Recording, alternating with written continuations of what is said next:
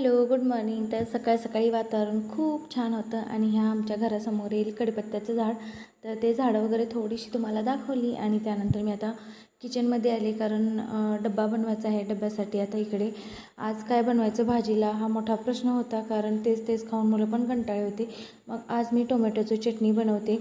तर चॉपरमध्ये कांदा बारीक चॉप करून घेतला, त्यानंतर टोमॅटो पण बारीक चॉप करून घेतलेले, लसूण आणि कोथिंबीर टाकली, फ्रेश असा ताजा कढीपत्ता टाकला आणि त्यानंतर जे टोमॅटो बारीक करून घेतले होते चॉपरमध्ये ते पण टाकले आणि जिरे मोहरी तर अगोदरच टाकले. त्यानंतर धना पावडर आणि हळद टाकली आणि मीठ टाकलं.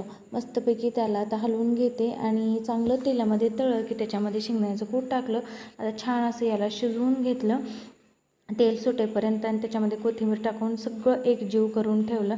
तर आरू आणि ध्रुवला पण टोमॅटोची चटणी आवडते आणि थोडीशी साखर पण मी त्याच्यामध्ये टाकलेली, ते दाखवायचं राहून गेलं. आणि त्यानंतर आता सगळ्यांसाठी चहा ठेवला. इथं आरू यांच्यासाठी आणि माझ्यासाठी पण चहा ठेवलेला. आज गुरुवार आहे, तर गुरुवारचा माझा उपवास असतो, त्यामुळे मग चहा पिण्याची इच्छा झालेली. अगोदर इकडे चपाती पण बनवून घेतली आरूला, त्यानंतर तिचा जुट्टू वगैरे पण घालून द्यायचा असतो, त्यामुळे ध्रुव आणखी उठलेला नव्हता. त्यानंतर ध्रुव उठला, मग ध्रुवला थोडीशी त्याची तब्येत बरीच नव्हती, मग थोडासा ताप पण आलेला त्याला, तर त्याच्यासाठी आता चहा दिलेला.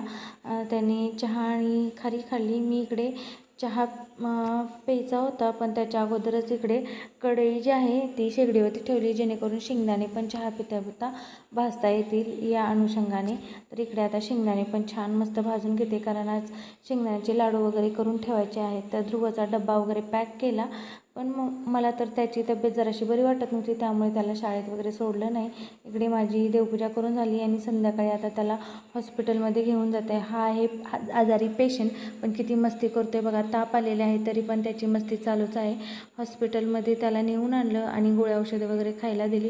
आता तो फारच त्याचा चेहरा कोमेजलेला होता आणि शेंगदाण्याचे लाडू करायचे होते, तर ते सर्व राहून गेले आणि जेवणं वगैरे झाली होती, त्यामुळे आता फक्त भांडी वगैरे घासायची राहिलेली, तर ती घासून घेते आणि किचन वाटा पण क्लीन करायचं राहिलेला. इतका कंटाळा आलेला आणि जी ठरवलेली कामं असतात ती कधीच पूर्ण होत नाही, काही ना काही राहून जातं. आज मला अद्रक लसूणची पेस्ट पण बनवायची होती आणि प्लस शेंगदाण्याचे लाडू पण बनवायचे होते, खूप दिवस झाले, तर ते सर्व कामं राहून गेली. असू द्या, कधी कधी असंही होतं. आणि ध्रुवला गोळ्या औषधं खाऊ घातली. त्यानंतर जे शेंगदाणे भाजले होते ते डब्यामध्ये भरून ठेवले, उद्या लाडू करता येतील या अनुषंगाने.